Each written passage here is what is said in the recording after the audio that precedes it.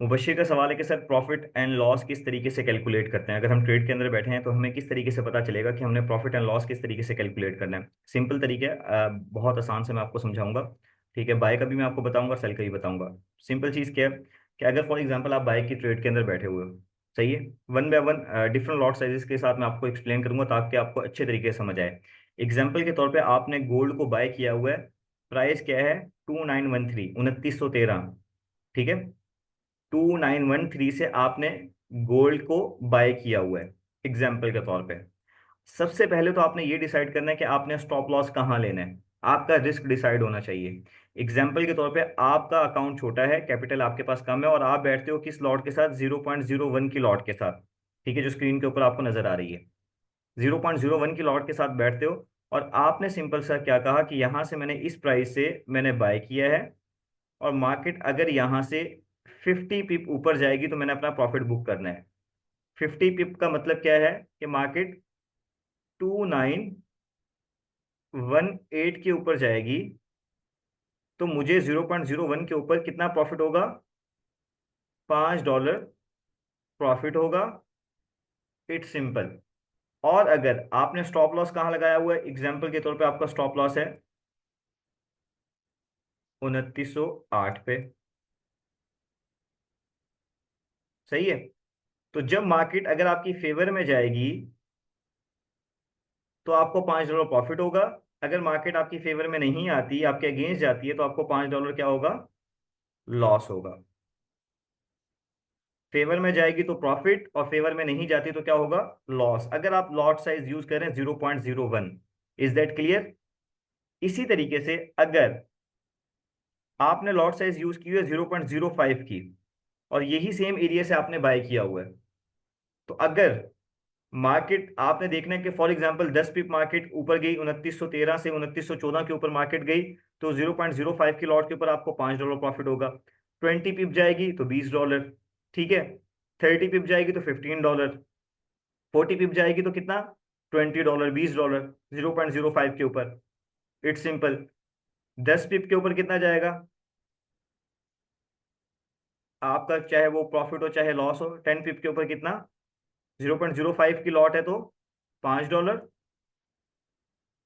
0.1 की लॉट है तो कितना, $10। 0.20 की लॉट है तो कितना, $20। और अगर एक की स्टैंडर्ड लॉट है तो 10 पिप के ऊपर कितना, जल्दी कमेंट बॉक्स के अंदर मुझे बताओ। अगर एक की स्टैंडर्ड लॉट है तो 10 पिप के ऊपर कितना प्रॉफिट एंड लॉस होगा। ये एक की स्टैंडर्ड लॉट है। गुड, वकास का जवाब आया है $100। यस। तो इस तरीके से हम प्रॉफिट एंड लॉस कैलकुलेट करते हैं। जितने पिप्स हमारे फेवर के अंदर आएंगे उतना प्रॉफिट, और जितने पिप हमारे अगेंस्ट जाएंगे उतना लॉस। ये सिंपल तरीका है प्रॉफिट एंड लॉस को कैलकुलेट करने का। अगर हम सेल में बैठे हुए एग्जांपल के तौर पे, हमारी सेल की एंट्री है, हम कहते हैं कि हमने जस्ट लाइक मार्केट अभी यहाँ है 2920 के ऊपर है राउंड अबाउट, हमने यहाँ से सेल लेनी है। स्टॉप लॉस आपका इससे 40 पिप ऊपर है, 2924 के ऊपर है स्टॉप लॉस, SL करते हैं इसको, सही है। और आपका टीपी कितना है, आपका टीपी है 40 पिप का, आपका स्टॉप लॉस 40 पिप का ही आपका टीपी है। टीपी कितना है, 2916, सही है, एग्जाम्पल ले रहे हैं हम। ये है टीपी आपका। तो अब आप मुझे ये बताएं, 0.01 की लॉट आपने ली तो कितने डॉलर प्रॉफिट एंड लॉस होगा इस प्राइस के मुताबिक, मुझे ये बताएं। इस प्राइस के मुताबिक कितना प्रॉफिट एंड लॉस होगा, 0.01।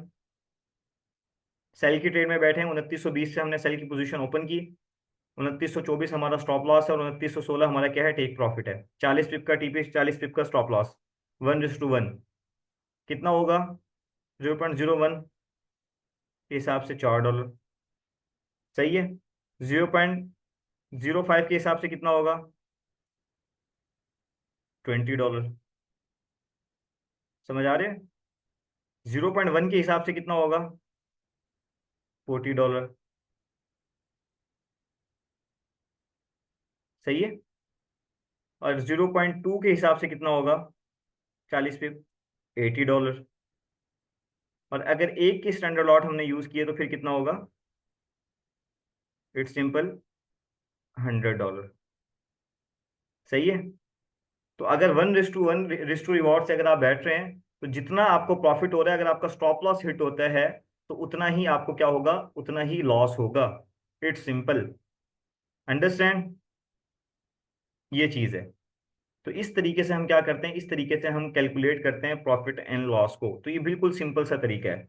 सही है। तो इतना आसान है, समझ आइए मुझे कमेंट बॉक्स के अंदर बताओ जल्दी जल्दी, चैट में बताओ। Yes sir, yes sir. Good good good good. यार कोई मुश्किल नहीं होती, बस चीज़ों को जितना जल्दी हो सके अंडरस्टैंड करें आसानी से। कोई, इसको जितना हम मुश्किल बनाते हैं उतनी मुश्किल होती हैं चीज़ें। अगर आप ट्रेड के अंदर बैठे हुए, अगर आपको यही नहीं पता कि आपने कब क्लोज करना है, कब एग्जिट लेना है, तो फिर आप ट्रेडिंग थोड़ी कर रहे हो, आपको पता ही नहीं है कि आप कर क्या रहे हो। आपको पहले पता होना चाहिए, आपका पहले रिस्क डिसाइड होना चाहिए कि 40 पिप का आपने रिस्क लेना है, 50 पिप का रिस्क लेना है एक ट्रेड के अंदर, 1% रिस्क लेना है पर ट्रेड, 2% रिस्क लेना है, 5% रिस्क लेना है, जितना भी रिस्क लेना है वो आपका पहले से डिसाइडेड होना चाहिए। फिर उसी हिसाब से आपने अपने प्रॉफिट बुकिंग भी करनी है। तो ये सिंपल सा तरीका होता है प्रॉफिट एंड लॉस को कैलकुलेट करने का। एक बिगनर्स को क्या लॉट साइज लेना चाहिए, वो उसके कैपिटल के हिसाब से डिपेंड करता है। अगर उसका अकाउंट $100 का है तो वो 0.01 0.02 यूज करे। ठीक है, इससे ज्यादा लॉट साइज यूज ना करे। और अगर अकाउंट $1000 का है तो फिर 0.05 से 0.1 तक वो प्लान कर सकता है। वो रिस्क उसी हिसाब से प्लान करे कि जितना वो अफोर्ड कर सकता है।